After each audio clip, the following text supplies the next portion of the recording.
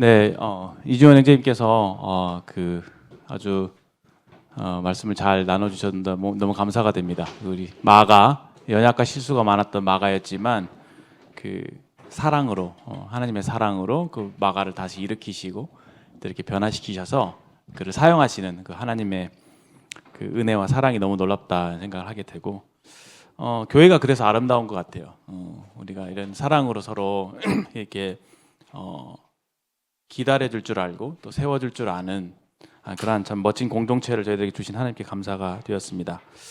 오늘도 어떤 그런 맥락과 비슷한 말씀이 될 수 있을 것 같은데 오늘은 공과 7과 십자가의 의미입니다. 십자가의 의미.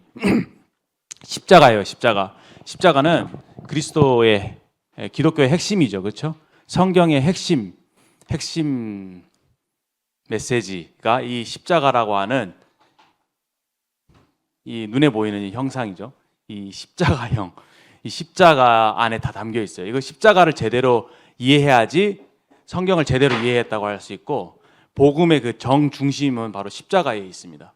그 예수님의, 왜냐하면 십자가 중요한 이유가 예수님께서 십자가에 죽으셨기 때문에. 지난 시간에는 그래서 6과에서는 예수님의 고난이라고 하는 측면에 초점을 맞췄다고 한다면, 오늘은 예수님의 죽으심이에요. 죽으심. 이 죽으심이 어떤 의미가 있는가, 이걸 잘 이해해야지만이 됩니다.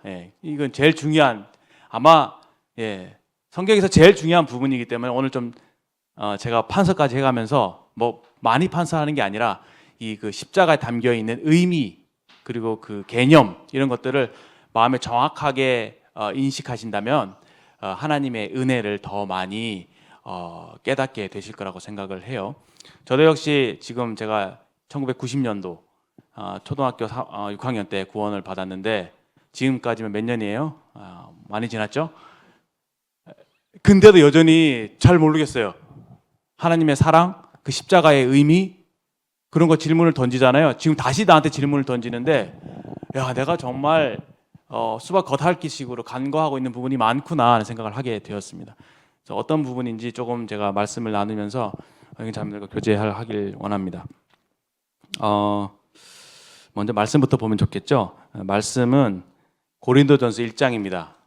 고린도전서 1장. 오늘 감사하게도 또 큐티 본문 말씀이 맞죠? 고린도전서 1장이었는데 1장 한번 열어보시겠습니다. 1장 18절 읽겠습니다. 십자가의 도가 멸망하는 자들에게는 미련한 것이요 구원을 받는 우리에게는 하나님의 능력이라. 십자가의 도라고 되어 있죠. 십자가의 도. 뭐 영어 성경에는 십자가의 메시지 내지는 십자가의 길이니까 십자가라고 하는 그 방법, 십자가를 통해서 하나님께서 우리에게 구원을 주시는 것이죠. 그래서 성경을 한마디로 요약하면은 복음이잖아요. 성경은 우리에게 뭔가 좋은 소식을, 메시지를 전달하고 있거든요. 우리에게 하고 싶은 얘기가 있단 말이에요. 그 핵심 메시지가 좋은 소식, 복된 소식입니다. 근데 무엇에 관한 좋은 소식일까요? 구원에 관한 좋은 소식이에요. 근데 그것이 모든 사람들이 받을 만한 좋은 소식일까요? 네, 맞아요. 왜? 사람들은 다 죄라고 하는 병을 앓고 있으니까. 이 부분을 좀 설명하기 위해서 암 환자를 예를 들면 굉장히 좋습니다. 나이가 한 60된 이 분이 있다고 칩시다. 회사의 사장님이시고 자산이 한 2천억 정도 되고 굉장히 아내분이 아름답고 예쁘고 사랑스럽고 현모양처이면서 굉장히 좋은 관계 속에 있어요. 사랑의 관계. 자녀들 낳았는데 다 명문대학에 나와서 다 잘 되고 인격적으로도 훌륭하고 아빠 엄마한테 효도하고 그렇죠? 사회생활을 밖에 나가면 친구들이 다 이 사람을 좋아해요. 이 사람도 인격적으로 교양이 있어서 굉장히 훌륭하고 돈도 많고 건강해요. 건강했었어요. 근데 어느 날 병원 가서 진단을 받았는데 암인 거예요. 인생이 행복하고 인생이 누릴 만한 것이 인생은 참 아름답다고 생각을 했었는데 이 암이라고 하는 소식을 듣게 됐을 때 이 모든 것이 무너지는 거예요. 요즘 모르겠습니다. 요즘 뭐 암에 대한 치료약들이 많이 나오고 있어서 조금씩 이제 우리의 어떤 기대치나 희망이 좀 높아지는 것 같지만, 그렇죠. 그렇게 생각한 지가 별로 이렇게 많이 되지 않았습니다. 암이라고 하는 것은 걸리면 이제 쉽지 않죠, 치료하기가. 그리고 사기다 그러면은 이제 거의 가망이 없고 이제 시한부 인생이 되는 거예요. 아무리 자기가 돈이 많고, 아무리 뭐 좋은 사람들, 자기가 얼마나 좋은 인생을 살아왔고, 아무리 좋은 것들을 갖고 있다 할지라도 이 암이라고 하는 병을 얻게 되는 순간 불행이 찾아오고 모든 것이 끝이 나게 되는, 그 인생에 우리 사람들이 그렇다는 거예요. 인생을 살아가는 모습을 보면 별 문제 없어 보이죠, 그렇죠? 근데 성경에서 하나님께서 우리 인생들 모두를 진단하실 때 우리는 다 암과 같은 죄를 가지고 있다. 이 죄가 우리를 점점 갉아먹어서 우리 인생으로 하여금 파멸로 이끌어가고 있다라고 하는 것이 우리의 운명이라는 것이죠. 우리의 운명이 영적으로 봤을 때 그렇게 시한부 인생과 같다고 하나님께서 우리를 진단하시는 것입니다. 문제는 우리가 그런 암에 걸린 죄인들인 것을 잘 알지 못하는 것이고요. 성경은 그래서 우리가 왜 죄인인가를 잘 일깨워 주십니다.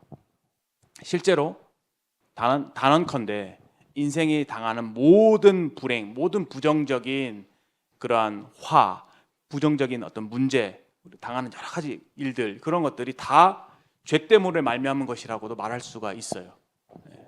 원래 하나님께서 인간 사회를 지으실 때 모든 것을 온전하고 아름답고 샬롬의 상태로 지으셨는데, 죄가 들어옴으로 인해서 그 좋은 것들이 다 망가진 거예요.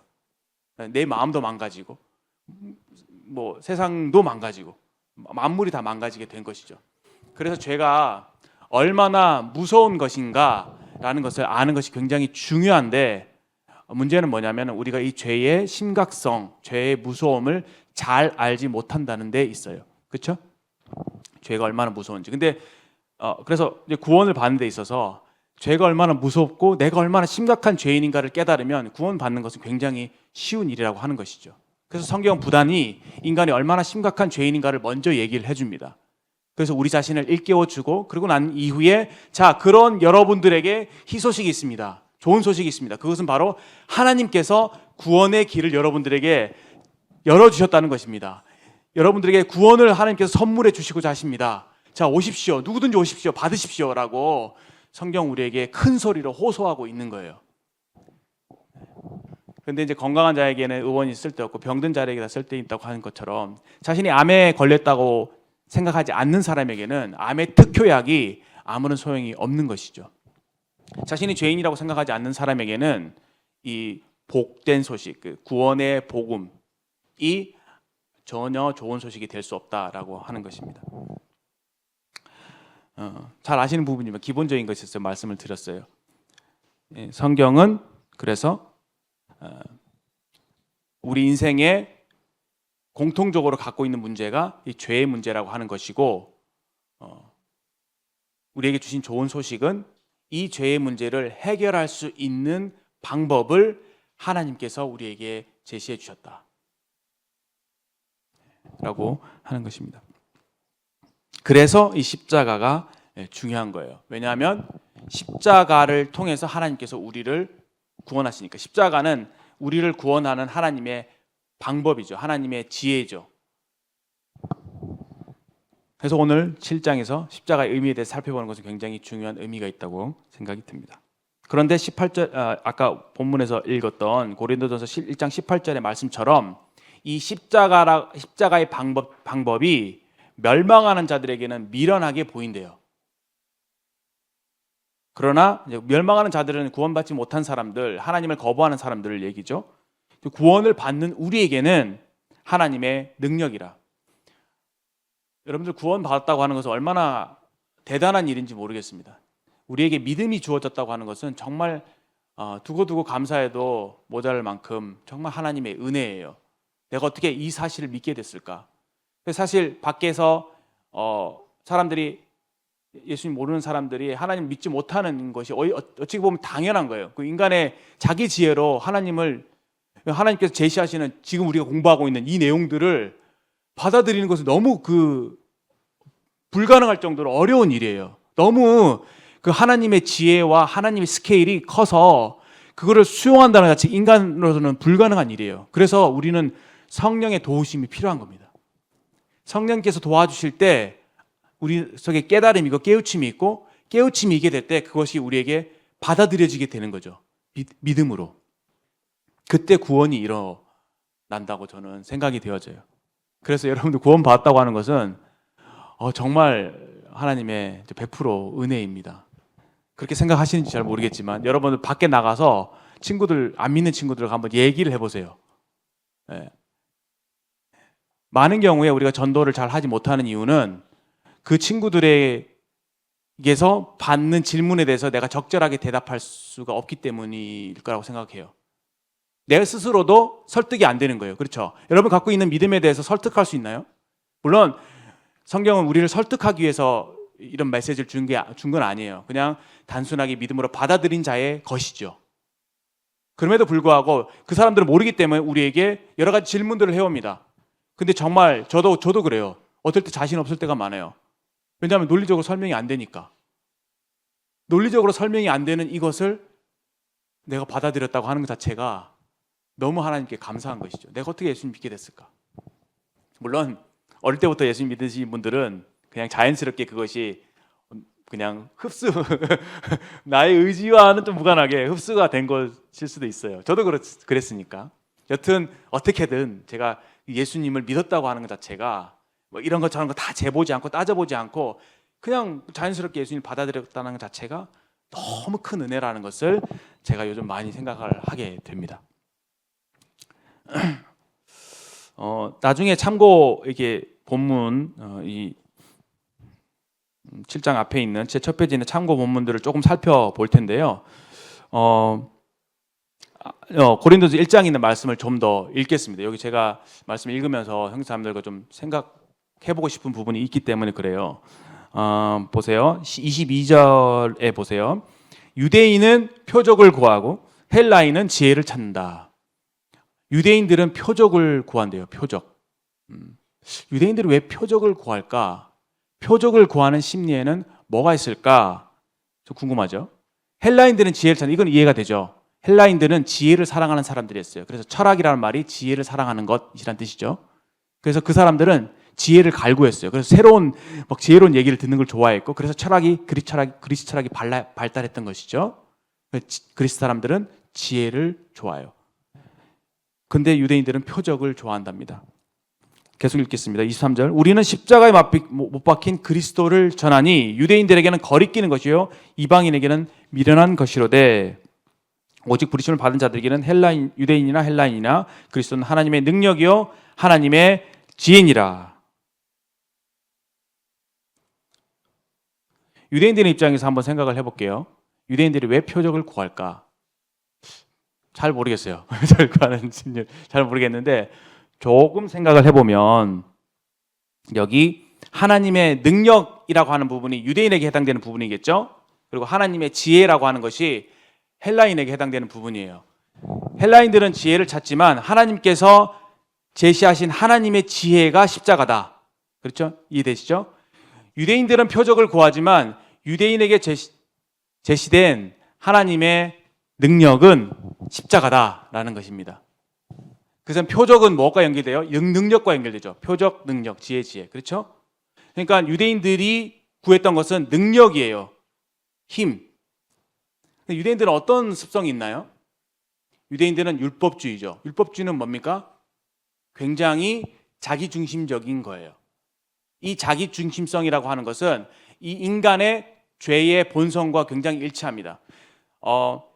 하나님께서 인간을 하나님 형상을 따라 만드실 때 하나님의 사랑을 받고 하나님을 사랑하는 이런 관계적인 존재로 만드셨거든요. 그래서 인간은 우리에게 자유의지를 주셔서 우리가 독립적인 존재이고 내가 스스로 어떤 것을 선택하고 판단할 수 있는 존재가 되었지만 하나님의 의존하면서 살 수 있도록 그렇게 만드신 거예요. 그런데 선악과를 따먹었다는 것은 뭐예요?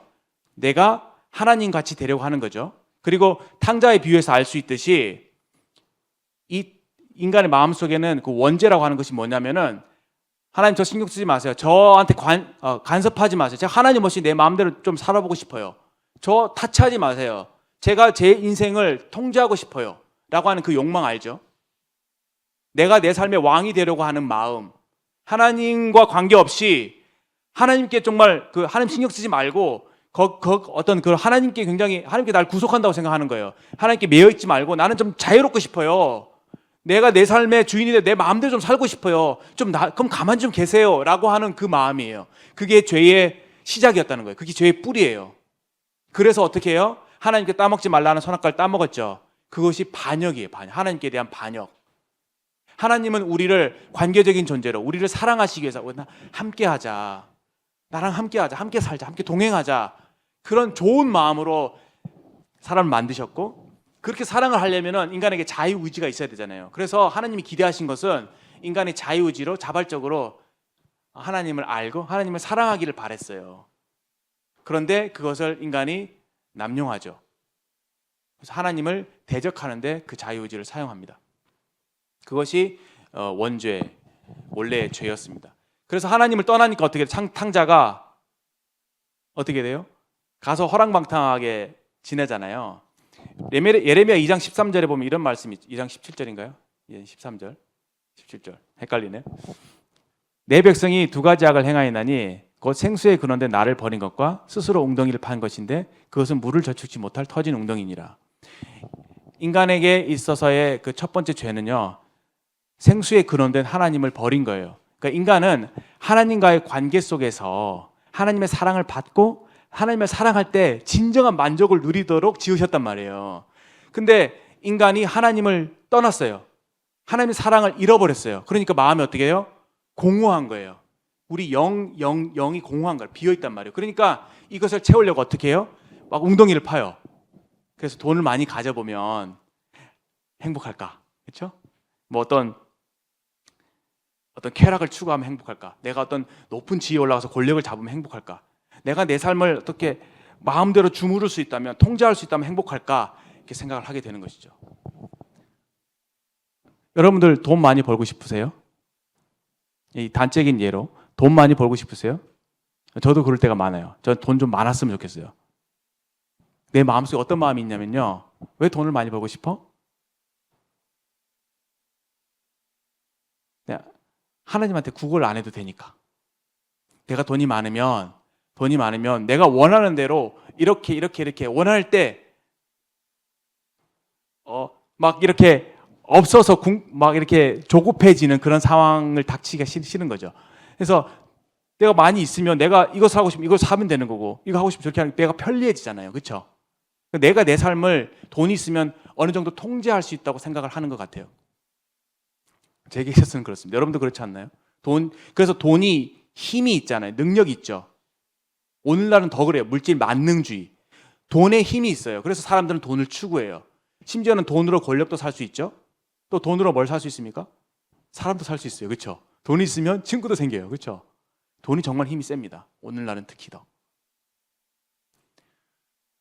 사람의 마음속에 힘을 원해요. 힘. 그렇죠?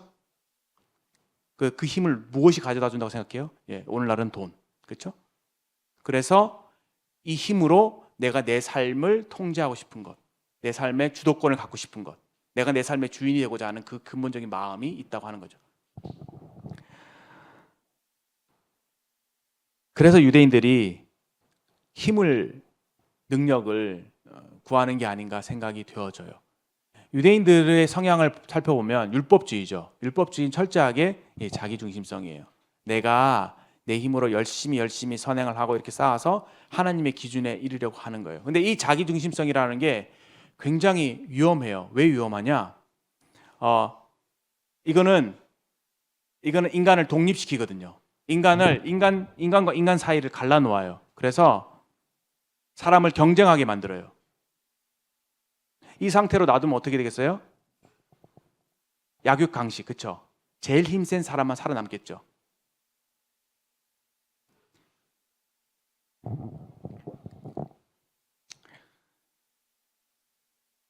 하나님께서 어떤 사람들이 이런 질문을 합니다. 전도하다 보면 그런 얘기를 만날 수 있을 거예요. 하나님께서 왜 지옥을 만들어 놓으셔서 예수님 안 믿는 사람 지옥 보낸다고? 그거 사랑의 하나님 맞아? 안 보내시면 되는 거 아니야? 이 정도까지는 답을 하기 쉽겠죠. 더 어려운 질문이 있어요. 보세요. 지옥에 지옥이라는 것은 교도소죠. 형벌 받는 장소죠. 그렇죠? 그렇잖아요. 형벌이에요. 그럼 형벌이 어느 정도 형벌인가요? 영원히 불타는 지옥에서, 괴로움 속에서 영원히. 그 지옥을 형량이라고 생각을 해보세요. 그럼 내가 지은 죄는 거짓말 조금 한 거? 그래도 난 사람을 안 죽였어. 뭐 마음이 약간 악한 마음 품은 거, 음욕을 좀 품은 거, 그거 뭐 그게 무슨 큰 죄라고, 그 죄 지었다고 사람을 영원히 지옥 보내요?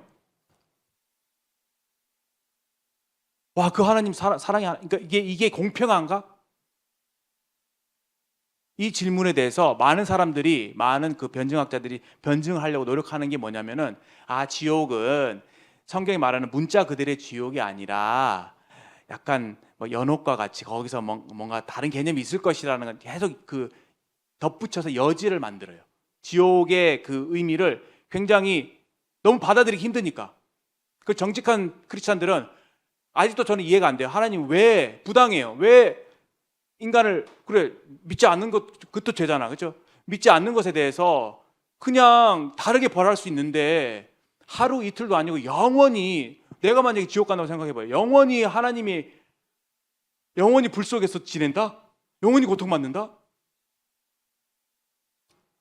이 질문은요, 정말 금기시되는 질문이죠. 우리 크리스찬들을 저도 무서워요. 왜냐하면 이 질문을 하면 답을 못하니까. 그래서 이 질문에 대해서 많이 생각을 해봤어요. 물론 다른 사람의 도움을 받은 건 아니에요. 한번 답을 해보세요, 여러분들. 그런 질문을 받았을 때 어떻게 답해 줄 수 있을까? 일단 다른 질문은 뭐 이렇게 차치하고서라도 내가 지은 죄와 형벌이 과연 양팔저울을 했을 때 그것이 공평한가 했을 때, 우리가 보기에는 이 지옥이라고 하는 형벌이 굉장히 무겁잖아요. 내가 지은 죄보다. 근데 하나님은 그것을 하나님이 공평하다는 전제하에서, 그러면 내가 지은 죄가 지옥 갈 만큼의 죄구나 정도는 받아들일 수 있겠죠.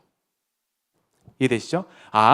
나는 그렇게 생각하지 않지만 거룩하신 하나님께는 내가 아무 생각 없이, 아무 느낌 없이 짓는 그 죄가 지옥 갈 만큼의 심각한 무서운 죄구나, 이 정도는 받아들일 수 있겠죠. 이해는 안 되지만 하나님이 공평하시다는 그 전제하에. 근데 선악과를 따먹지 말라고 명령하실 때 하나님 하신 말씀이 뭐예요? 이것을 따먹으면 정령 죽으리라. 로마서 3장 23절에 무슨 말씀 있죠? 죄의 싹은 사망이다. 이 죄의 싹스라고 하면 대가죠. 이 죄의 대가가 죽음이래요.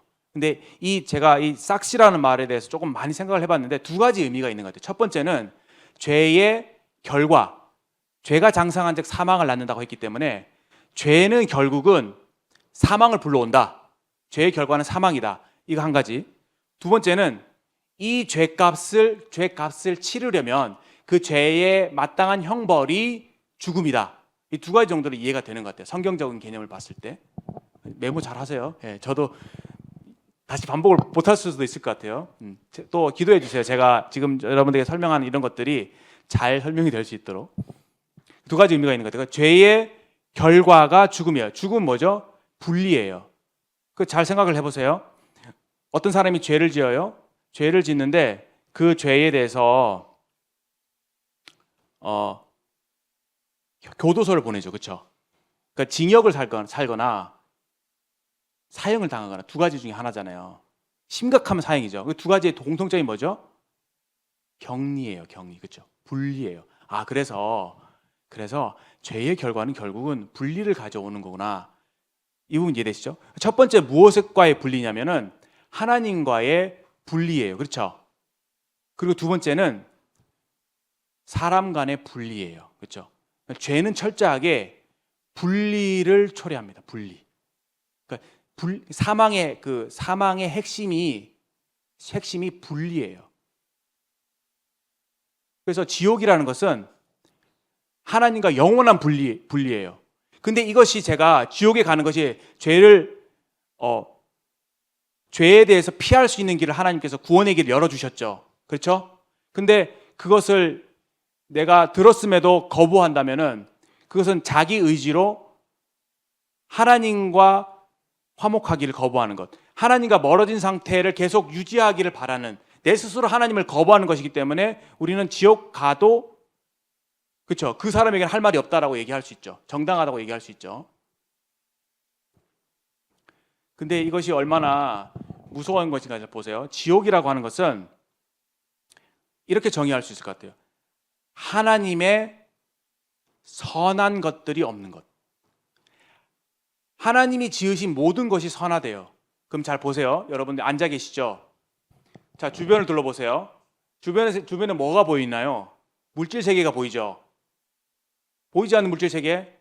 공기. 여러분 공기 들이마시고 있죠? 공기에 대해서 하나님 앞에 세금 내신 적 있어요? 공기에 대해서 감사하고 사나요? 여러분 당연하게 여기죠. 그렇죠? 태양, 햇빛, 여기 있는 모든 물질, 내가 지금 갖고 누리고 있는 모든 것들 다 누구한테서 온 거예요? 하나님이죠. 그렇죠? 하나님이 지으신 모든 것이 선하대요. 그렇죠? 여러분의 몸이 여러분 거입니까? 여러분이 여러분 몸을 존재하게 만들었나요?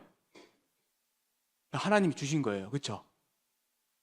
심지어는 내 영혼 어디서 왔어요? 네, 하나님에게서 왔어요. 흙으로 사람을 지으시고 그 코에 생기를 불어넣으시니 사람이 생명이 된지라. 나라는 존재 자체도, 내가 가진 것뿐만 아니라 나라는 존재 자체도 하나님께 커다란 빚을 지고 있어요. 그렇죠? 모든 선한 것에, 모든 존재하는 것에 공급원이 하나님이에요. 그렇죠? 근데 하나님이 그것을 우리한테 강요하시나요? 너 나한테 했으니까 너 감사 안 하면 너 죽어, 이렇게 협박하시나요? 안 그러세요. 그러니까 우리가 모든 것이 다 그냥 자연스럽게 당연하게 주어졌기 때문에 이것이 감사한 줄 몰라요. 하나님을 알되 하나님을 영원하게 감사치도 않냐고, 영원하게 하지 않는다. 이것이 죄의 본질이라고요. 그래서 지옥이 얼마나 정당하냐면요, 하나님께서 우리에게 주신 선한 것들, 그렇죠? 주신 것들을 다 가져가시는 거예요. 그렇죠? 다 가져가신 거예요. 그것이 없는 곳이 지옥이래요. 내가 당연하게 누리고 있는 좋은 것들, 당연히 있는 것들이 내게 아니니까, 그렇죠? 그 지옥에는 그 모든 것들이 없어요. 왜냐하면 하나님을 마음에 두기 싫어하고 창조주, 나를 존재하게 한 그분을 주인으로 인정하지 않기 때문에 당연히 하나님께 주시는 모든 것들을 받을 자격이 없는 것이죠.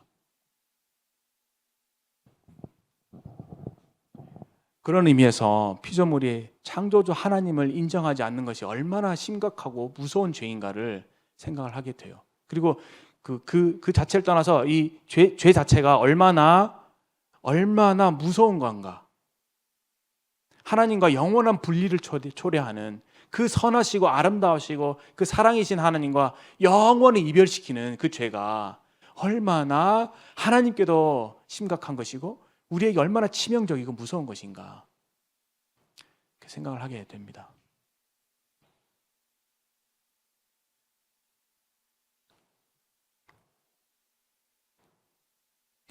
아까 고린도전서 1장 말씀을 보면서 제가 마음에 들었던 질문이 그거예요. 하나님께서 인간을 구원하러 오시려면, 그렇죠? 하나님께서 인간을 구원하러 오시려면 강하게 오실 수 있잖아요. 부유하게 오실 수 있잖아요. 멋지게 왕의 옷을 입고 저 높은 곳에 나타나셔갖고, 얘들아, 내가 너희들 너무 사랑해. 그래서 너희들이 죄를 범했지, 내가 다 해결해 줄게. 내가 용서해 줄게. 나만 믿어. 라고 얘기하시면서 하나님께서 강한 방법으로 인간의 마음속에 있는 악함을 다 통제할 수 있잖아요. 능력이 있잖아요. 다 잡아갖고 다 없이 하실 수 있는 그 능력이 하나님께 있습니다. 구원의 방법이 하나님께 제한되어 있다고 생각하지 않아요. 그런데 왜 하나님께서는 예수님을 가장 낮은 자리에 오게 하셨을까? 왜 예수님을 가장 가난하게 하셨을까? 생각해 보신 적 있어요? 십자가가 그런 거래요. 십자가가 가장 예수님을 낮춘 것이고 십자가가 가장 예수님을 가난하게 만든 거래요. 사람들은 힘을 추구하는데 이 인간을 구원하시기 위한 하나님의 능력이 되는 십자가가 예수님을 가장 낮아지게 한 거래요. 그러니까 사람들이 이해를 못하죠.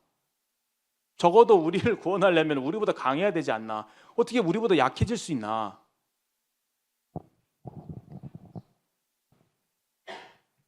이건 제가 아까 말씀드린 것에 답이 있습니다.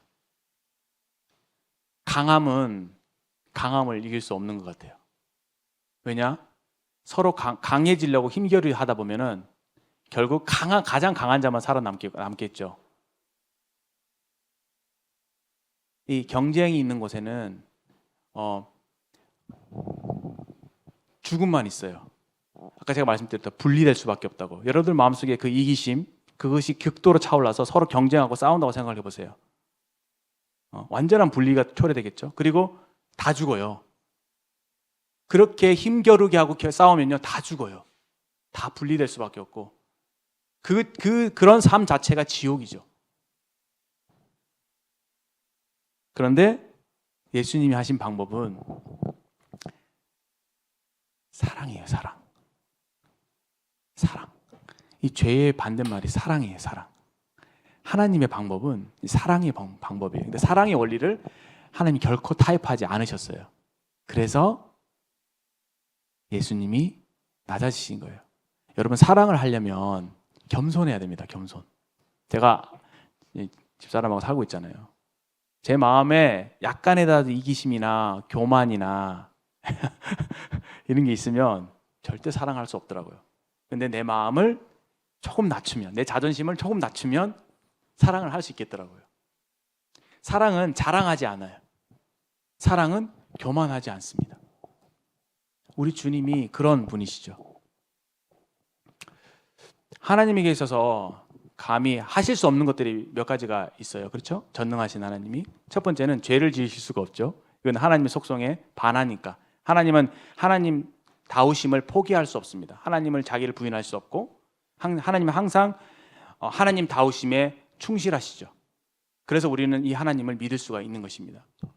하나님은 또 할 수 없는 게 한 가지가 있는데, 할 수 없다기보다 굉장히 하기 없다고 얘기하지 않습니다. 굉장히 하나님께 있어서 굉장히 어려운 일이 있다고 칩시다. 그 뭐냐면은 인간에게 자유의지를 주셔서 인간을 사랑하시기로 결정한 이상 하나님은 인간의 마음을 하나님 마음대로 바꾸시지 않으세요. 하나님이 정한 원칙이니까, 하나님 정한 법이니까. 그래서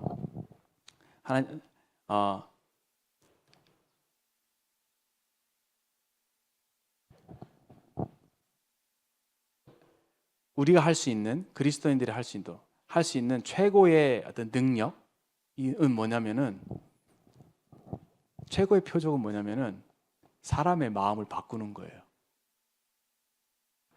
여러분, 자기 마음이 그렇죠. 사람 바꾸기 힘들죠. 교육이 쉽지 않습니다. 제가 아이들을 키우고 있지만 아이들의 마음을 바꾸는 게 제일 힘든 것 같아요. 그래서 때로는 강제적인 무력을 사용해서, 폭력을 사용해서 아이들의 마음을 바꾸려고 할 때가 종종 있습니다. 근데 그것이 잘 먹히지가 않아요. 그리고 그렇게 해봤자 별로 효과가 없다고 생각이 되어져요. 그래서 어려운 방법이지만 사랑의 방법으로만 해야 돼요. 그래야지 아이들이 변화된다고 저는 그렇게 믿어요. 하나님께서 결국은 구원이라고 하는 것은 우리의 마음을 바꾸는 거라고 생각을 해요. 하나님께 불순종하고 하나님 대적하고 하나님을 혐오하고 하나님을 따르기를 원치 않는 그런 반역의 마음에서 하나님을 사랑하고 순종하고자 하는 자발적인 하나님께 대한 사랑으로 변화시키기 위해서 하나님께서 하셨던 일이 뭐냐면은 사랑의 방법. 그것이 바로 십자가에서 나타나신 거죠. 가장 힘든 방법이지만, 가장 시간이 걸리는 방법이지만 하나님은 사랑의 방법을 타협하지 않으셨고 그것이 십자가를 통해서 나타나신 겁니다. 그래서 사랑하셨기 때문에 낮아질 수밖에 없었던 거고요. 사랑하셨기 때문에 가난하게 되신 거예요. 그래서 저는 이 말씀을 그렇게 묵상하면서 너무 감사가 됐어요. 이 죄인들이 사는 죄악의 나라, 우리가 죄의 종이 되었잖아요. 죄의 그 핵심은 자기중심성이라고 했잖아요. 그때 우리의 나타난 결과들은 다 사망이에요. 다 죽는 거죠. 근데 하나님의 은사는 하나님과 이 관계를 회복해서 하나님의 사랑을 회복해서 하나님과 영원히 사랑의 관계 속에서 사는 그런 영생을 우리에게 선물로 주셨다는 사실이 너무도 감사가 됐습니다. 사랑의 방법을 타협하지 않으신다. 그래서 우리를 세우시고 변화시키는 그 방법이 하나님의 사랑이다라는 것을 기억을 하게 됩니다. 사실 오늘 진도를 좀 더 나가려고 했는데 많은 시간을 그 부분에 많이 할애를 하게 됐네요. 빨리 나가겠습니다. 자, 구원, 그래서 십자가는 우리의 죄 문제를 해결하기 위한 하나님의 원리, 하나님의 방법이다. 이렇게 이해하시면 좋을 것 같아요. 펜이 혹시 있나요?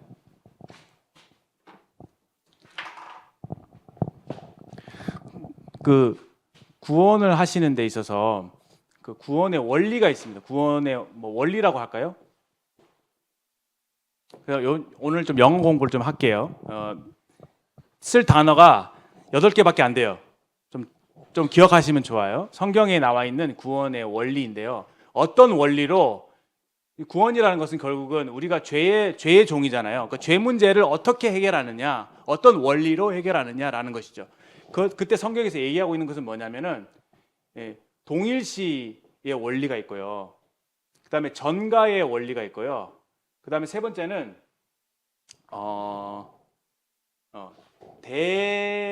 대속이라고 합시다. 대속. 이건 대속이란 말은 대신이라고 하는 말의 의미예요. 이거는 영어로 잘 아이고. 오래간만에 쓰려고 하는데 substitution. 맞나요? substitution. 맞죠? substitution. T-U-T-I-O-N. 그렇죠? substitution. 이거는 대신한다는 말의 의미예요. 다시 말해서 죄는 내가 지었지만 내 죄를 누군가가 대신해 준다는 말이죠. 이거는 여러분들 잘 아실 거예요. 이 그림 어떤 그림을 그리냐면은 어린 양, 그렇죠? 내가 사람이 구약성경에 죄를 지었을 때 어떻게 해요? 양을 가져오죠. 그래서 양을 가져오면은 이 안수를 합니다. 양에게. 그럼 안수하면 어떤 일이 일어나냐면은 양과 내가 동일시 되는 거예요. 왜냐하면은 죄를 지었고 그 죄의 값을 치러야 되니까 이 내 죄를 대신할 만한 그 양이 나와 일치가 돼야 되는 거예요. 동일시가 돼야 되는 거죠. 이해됩니까? 그래서 안수를 하게 되면은 안수를 하게 될 때 나와 동일시되고 또 나의 죄가 양에게로 넘어가요. 그게 원리예요. 하나님 정하신 원리예요. 이게 이제 영어로 하면은 imputation 그래요. 공부 좀 합시다. imputation. 그러니까 나의 죄가 어린 양에게 넘어간다. 전가된다. 그리고 예수님을 믿게 됐을 때 하나님의 의가 나에게 전가된다. 그 원리예요. 그러니까 맞교환이 이루어지는 거예요. 동일시돼서 예수님과 내가 동일시돼서 나의 죄가 예수님에게 넘어가고 하나님의 의가 나에게 넘어오는 거예요. 이 거래가 이루어지는 거예요. 전가. 중요한 개념이에요. 그 다음에 동일시. 이거는 아이덴티피케이션이죠. 피케이션. 나중에 한번 찾아보세요. 이렇게 세 가지 원리가 있습니다. 제일 중요한 것은 제일 중요하다기보다 흔히 우리가 알고 있는 것은 대신한다는 의미. 대신. 죄는 내가 지었지만 양이 나를 대신한다. 대신 죽는다. 그 다음에 뭐가 있냐면은 구원의 의미가 있습니다. 의미. 그것이 한 5가지가 있어요. 첫 번째는 이것은 말 그대로 구원이죠. salvation. salvation이란 말은 save, 구출한다는 말의 의미예요. 근데 우리가 어디에 빠져 있나요? 왜 우리를 어디서 구원하나요? 죄에서. 이 개념은 쉽죠. 죄에 빠져 있는 거예요. 우리가 죄에 노예가 되어 있는 거예요. 노예가 되어 있는데 하나님께서 그 죄의 사슬을 끊으셔서 우리를 해방시켜 주는 것. 그 구원이에요. 이해되시죠? 죄로부터 완전한 자유를 얻는 것, 죄 문제가 완전히 해결되는 것, 그것을 구원이라고 합니다. 그 다음에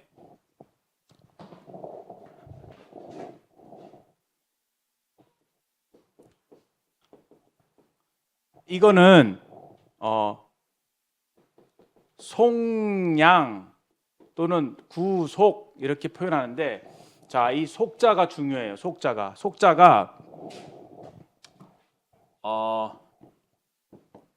한자를 잘 몰라요. 근데 한번 찾아봤습니다. 죄를 속한다. 죄를 속한다는 말은 죄를 면하기 위해 대가를 지불하다라고 하는 개념이 여기 이 속자에 포함이 되어 있는 거예요. 속자에. 이 한자 하나에 죄를 속하기 위해서는 대가를 지불해야 한다. 이해되십니까? 죄를 용서받으려면 너 이런 죄 지었지, 내가 그냥 없는 걸로 해줄게, 이렇게 해서는 해결이 되는 게 아니에요. 예를 들어서 여러분들이 음주운전해서 뺑소니 사고를 쳐서 어떤 귀한 자식, 지한 집의 아들을 쳐서 만약에 사망에 이르게 했다고 생각을 해봐요. 그렇게 되면 여러분들 가서 무릎 꿇고 싹싹 빈다고 죄가 해결되나요? 아니죠. 두 가지 재판을 받아요. 첫 번째는 민사재판, 두 번째는 형사재판. 그렇죠? 그 사람에게 피해를 입혔기 때문에 그 피해만큼의 충분한 보상을 해줘야 돼요. 그렇죠? 첫 번째. 두 번째는 형사재판이에요. 음주라고 하는 죄가 있잖아요. 그 음주라고 했기 때문에 그 음주에 대한 형벌이 뭐냐면은 무기징역이나 되겠죠. 사람을 죽였으니까. 아니면 그 죄질이 너무 악하면은 사형까지도 갈 수 있는 거죠. 그러니까 죄 용서함 받는다는 것은 없는 걸로 해줄게라고 해결되는 게 아니란 말이에요. 그러면 그것이 하나님의 공의에 맞지가 않아요. 반드시 그 죄의 무게에 맞는 대가를 지불해야지만이 그 죄가 해결된다고 하는 겁니다. 그래서 이 대가를, 죄를 용서해 주려고, 죄를 면제해 주려고 대가를 지불해야 된다는 개념이 이 속자에 포함이 되는 거예요. 그래서 속량은 대가를 지불하고 사는 거예요.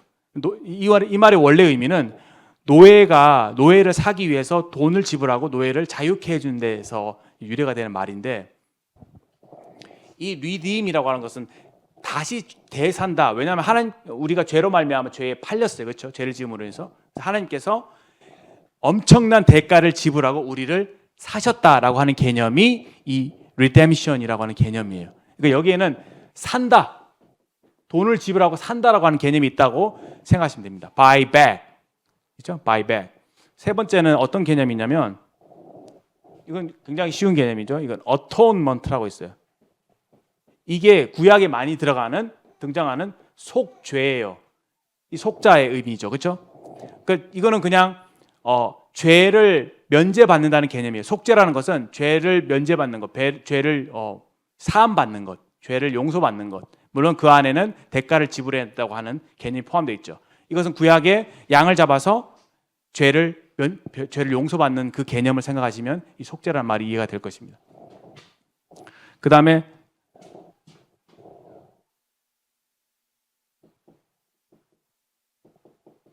이거는 화목이에요. reconciliation. 하나님께서 우리를 구원하셨다고 하는 것은 죄로 말미암아 우리가 하나님과 원수가 되었는데, 그렇죠? 하나님과 멀리 떨어져 있었고 하나님과 원수지간이었는데 예수님의 그 십자가를 통해서 우리가 하나님과 가까워지게 된, 화목하게 된 것을 reconciliation이라고 하죠. 이것이 이제 구원의 또 하나의 개념이고요. 그 다음에 마지막으로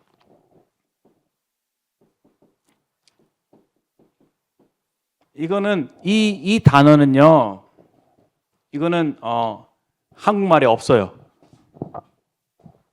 그러나 성경의 개념은 있어요. 물론 그 NIV 영어 성경에는요, 우리 죄를 위한 화목제물이라고 했을 때 화목제물로 번역이 되어 있어요. 그런데 이 개념은 어떤 개념이냐면은, 예수 십자가라고 하는 것은 하나님께서 죄에 대한, 인류에게 퍼부어야 할 그 하나님의 죄를 향한 진노를 아드님 주 예수 그리스도께 완전히 퍼부으셨다. 그래서 하나님의 진노를 없이 하셨다. 하나님의 진노가 누그러뜨려졌다라고 하는 개념이에요. 그래서 이것을 한국말로 굳이 옮기자면은 유화 뭐 이 정도로 하는데, 하나님의 마음을 누그러뜨리는 것, 달래는 것을 의미하는데, 역시나 한국말에 이런 표현이 없고요. 그냥 이것을 번역할 때는 그냥 속죄 정도로 번역을 하고 있고, 성경에는 어떻게 쓰여졌냐면은 화목제물이라고 하는 말로 쓰여지고 있습니다. 물론 NIV 성경에는 이 단어가 없어요. 그러니까 이 5가지 개념이 있는 거예요. 십자가가 어떤 의미냐? 십자가가 하나님의 어린 양이신 예수 그리스도께서 여러분과 저의 세상의 모든 죄를 다 짊어지심으로 인해서 하나님의 진노를 다 받으신 것이죠. 그래서 우리를 죄로부터 죽으시고 다시 부활하시기 때문에 우리부터 죄로부터 완전히 자유함을 얻게 하셨고, 우리를 위해서 예수님이 피값을 지불하시고 십자가의 죽음이라고 하는 그 엄청난 대가를 지불하시고 우리를 다시 자신의 것으로 사오신 구속 또는 속량이라고 하는 의미가 들어있고요. 그 다음에 그렇게 예수님이 어린 양이 되심으로 우리 죄를 용서해 주신, 우리 죄를 맑게 씻어 주신 그런 속죄의 의미가 있고요. 그 십자가를 통해서, 십자가가 하나님과 우리 사이의 다리가 되잖아요. 그렇죠?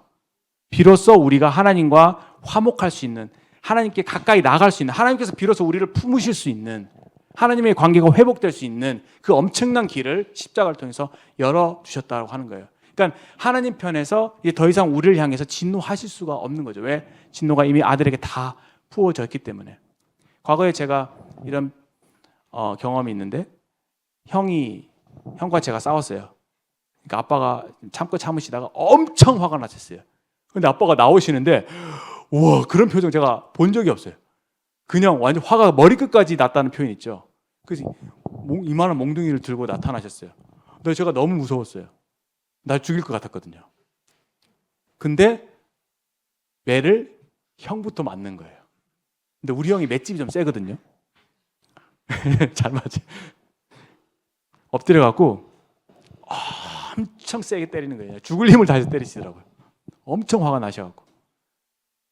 그 아버지의 진노가 형한테 다 부어졌어요. 그래서 제가 옆에서 울면서 빌었어요. 아빠 잘못했어요.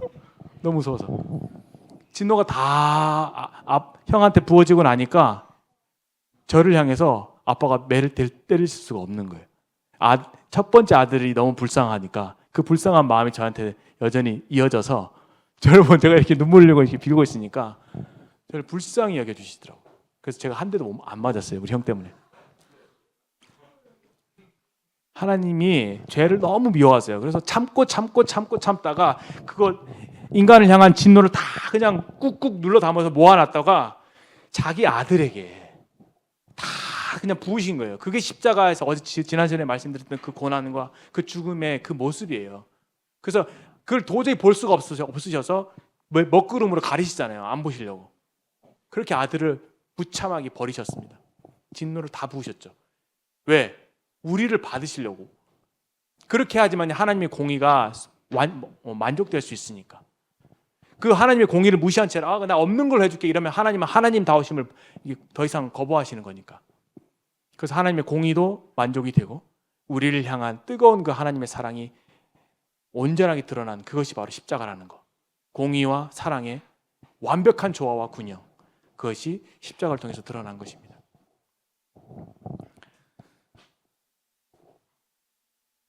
그래서 이제 하나님이 우리를 이제 사랑하실 수 있게 된 거예요. 예수님을 통해서 우리가 하나님께 나아갈 수 있게 된 거고. 그래서 얼마나 참 이것이 은혜인지 모르겠습니다.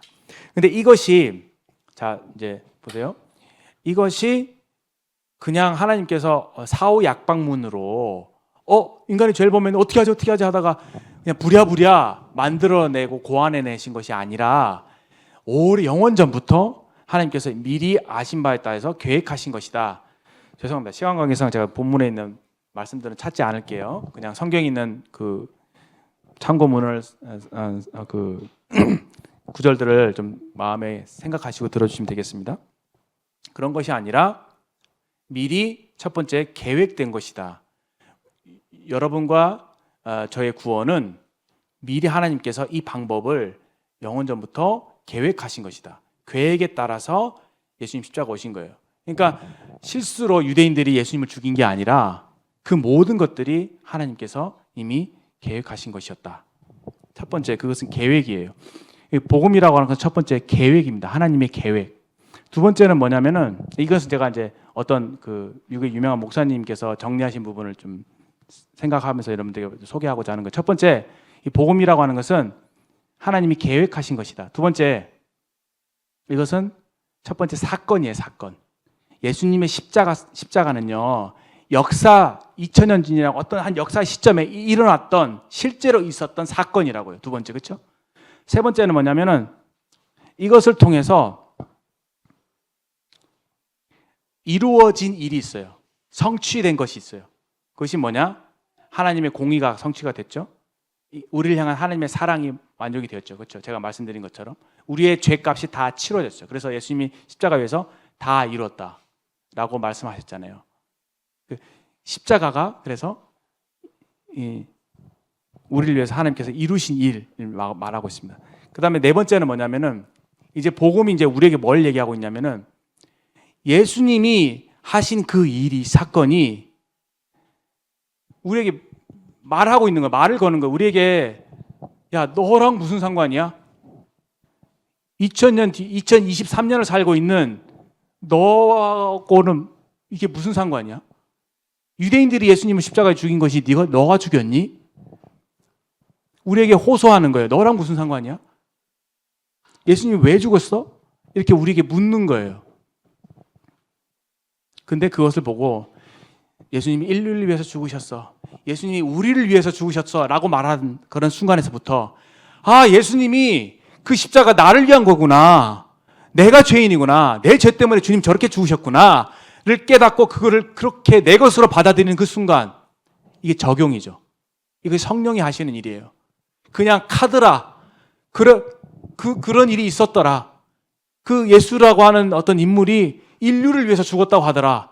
그런 어떤 카드라 정도의 3차원적인 그 어떤 객관적인 어떤 정보가 아니라 그 예수 살아있는 예수님이 우리에게 말을 거시는 거예요. 내가 너를 위해 죽었다. 제가 1990년 8월에 복음집 때 말씀을 듣는데 예수님 저한테 그러시는 거예요. 내가 너를 위해 죽었다. 근데 제가 주체하지 못할 그 엄청난 그 마음에 그 폭받침이 있었습니다. 나를 위해, 나를 사랑하사 나를 위해 자기 몸을 버리신 주 예수 그리스도. 그때 저는 그 주님을 나의 주님이라고 얘기할 수 있었어요. 아, 저분이 나를 구원하신 분이구나. 나를 죄로부터 건지신 분이구나.